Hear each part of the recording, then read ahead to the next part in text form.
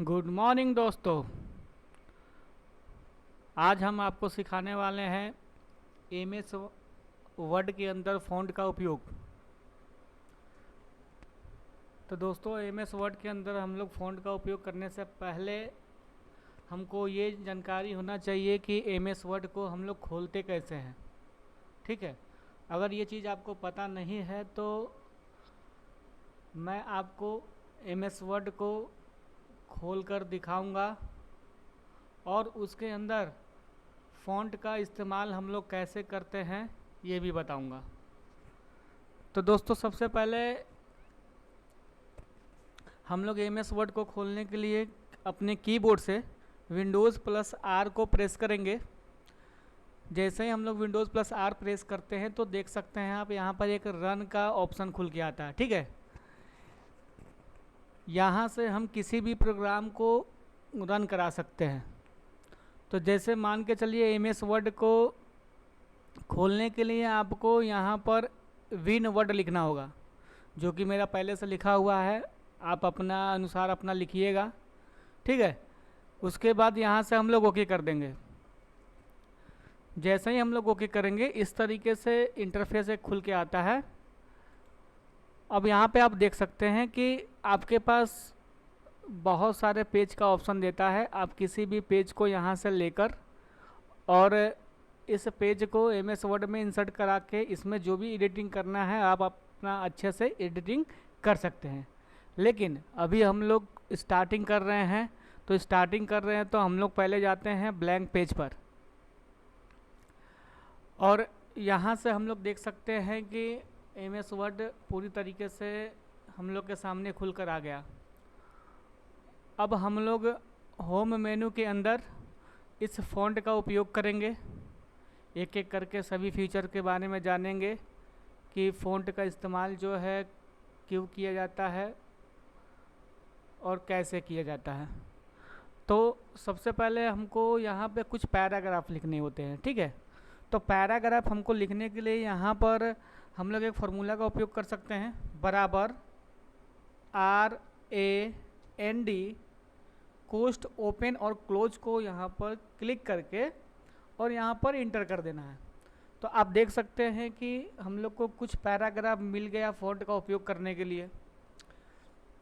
तो हम लोग जब भी फ़ॉन्ट का उपयोग करेंगे तो लिखावट को सेलेक्ट करने के बाद ही हम लोग फ़ॉन्ट का उपयोग कर पाएंगे। ठीक है, तो हम लोग मान लीजिए इसमें से कोई लिखावट को सेलेक्ट कर लेते हैं पहले, यहाँ से यहाँ तक। अब अगर हम लोग फ़ॉन्ट का उपयोग जानेंगे एक एक करके। अगर अब कोई इस लिखावट को मोटा करना है तो इसे बोल्ड कहा जाता है, यानी कि बोल्ड। ठीक है, इस पर क्लिक कर देना है। ये क्या करता है कि आपके लिखावट को थोड़ा सा मोटा कर देगा। और इसे बोलते हैं आइटैलिक। इसका शॉर्टकट की Ctrl+I होता है, यानी कि इसको क्लिक करने पर इस पर ये थोड़ा सा लिखावट क्या हो जाएगा, आपका तिरछा हो जाएगा। ठीक है, और ये होता है आपका अंडरलाइन। तो मान के चलिए हम यहाँ बगल में क्लिक कर देते हैं। क्लिक करने के बाद अंडरलाइन पे अगर क्लिक करते हैं तो हमारा कोई लिखावट अंडरलाइन नहीं हुआ। क्यों नहीं हुआ? जब तक से हम लोग किसी लिखावट को सेलेक्ट नहीं करेंगे तब तक से हमारा जो स्टाइल है उस लिखावट पे अप्लाई नहीं होगा। तो मान लीजिए हमने इस लिखावट को सेलेक्ट कर दिया। सेलेक्ट करने के बाद यू पर हम लोग क्या कर दिए, अंडरलाइन पर क्लिक कर देते हैं। तो जैसा ही आप क्लिक करिएगा तो ये हमारा अंडरलाइन यहाँ पर लग गया। ठीक है, अब फिर से चले जाते हैं, हम किसी और लिखावट को सेलेक्ट कर लेते हैं। अगर हम इस लिखावट का कलर करना चाहते हैं तो देखिए यहाँ पर फ़ॉन्ट का कलर दिया होता है। आप यहाँ पर क्लिक करिए, एक चार्ट खुलेगा कलर का। इसमें से जो भी कलर आप लेना चाहते हैं उसका कलर ले सकते हैं।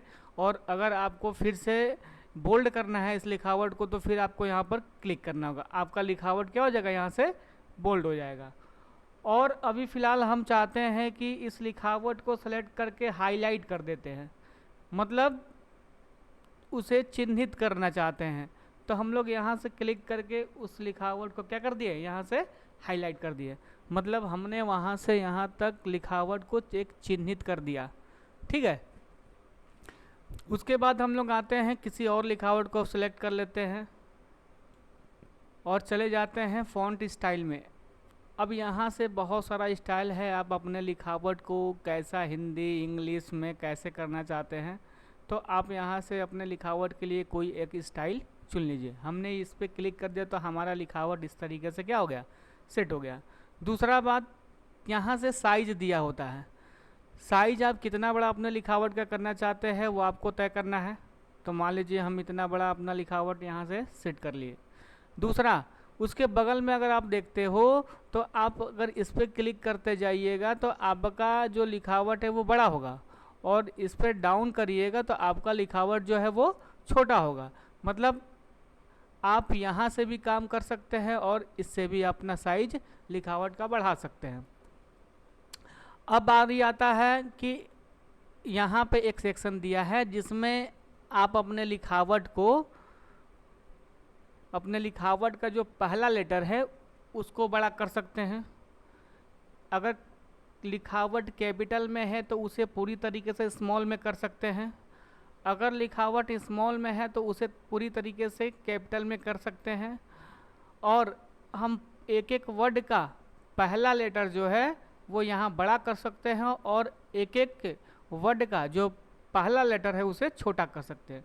तो यहाँ पर बहुत सारे फंक्शन दिए हैं, जैसा भी आपको फंक्शन का उपयोग करना हो यहाँ से आप कर सकते हैं। जैसे फ़िलहाल अभी मुझे करना है, हमने इस लाइन को तो लिख दिया है लेकिन हम चाहते हैं कि इस लाइन को कैपिटल में लिखे, तो हमको ये मिटाना नहीं है, यहाँ पर जाना है और जाने के बाद अपर केस का ऑप्शन चुन लेना है। अब देख सकते हैं कि ये जो लिखावट है ये क्या हो गया, कैपिटल में बदल गया। ठीक है, उसके बाद हम ऊपर वाले लाइन को फिर से सेलेक्ट करते हैं। हम चाहते हैं इस लिखावट को भी हम लोग क्या करें, अपर केस कर दें। देखिए इस तरीके से अपर केस हो गया। तो आप इसमें से जो भी आपको ऑप्शन उचित लगता है आप उसका चयन करें। ठीक है, उसके बाद हम लोग पहले वाले पे जितना फॉर्मेटिंग या स्टाइल अगर लगाए हैं तो उसको यहाँ रबड़ से लेकर क्लिक करके उसको हटा सकते हैं। जैसे इस लिखावट को हमने सेलेक्ट किया, सेलेक्ट करने के बाद इस पर क्लिक किया तो जैसे ही क्लिक करेंगे जितना भी पहले फॉर्मेटिंग मतलब सजावट किया गया है वो सब क्या हो गया, आपका लिखावट यहाँ से हट गया। ठीक है, उसके बाद आता है यहाँ पे देख सकते हैं एक सबस्क्रिप्ट दिया है और एक स्क्वायर के लिए दिया है। ठीक है, तो इसका उपयोग हम लोग कहाँ करेंगे, तो इसका उपयोग करने के लिए जैसे मान के चलिए हमको कोई फार्मूला लिखना है। जैसे यहाँ पे हमको लिखना है H2O, तो अगर अभी आप देखेंगे तो ये H2O फार्मूला लग नहीं रहा है कि H2O फार्मूला क्या किया गया है, लिखा गया है। तो हम यहाँ से फिर से काट देते हैं। अब 2 लिखने के लिए यहाँ पर क्लिक करना पड़ेगा। अब यहाँ पे हम 2 लिख देते हैं, फिर यहाँ पे हम क्लिक कर देते हैं, अब यहाँ पर O लिख देते हैं। अब आप देख सकते हैं कि ये फार्मूला जो है H2O क्या हो गया, बन गया। ठीक है, उसके बाद एक और फार्मूला लिख के आपको बता देते हैं।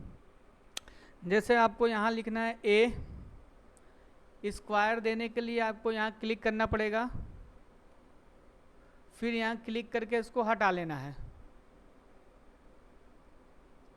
प्लस B स्क्वायर, फिर यहाँ पे जाके क्लिक करिए, फिर स्क्वायर दे दीजिए, फिर यहाँ पे क्लिक कर दीजिए, फिर यहाँ पर प्लस 2AB। देख सकते हैं ये फार्मूला हम लोग अपना आसानी से इसके माध्यम से क्या कर पाए, लिख पाए।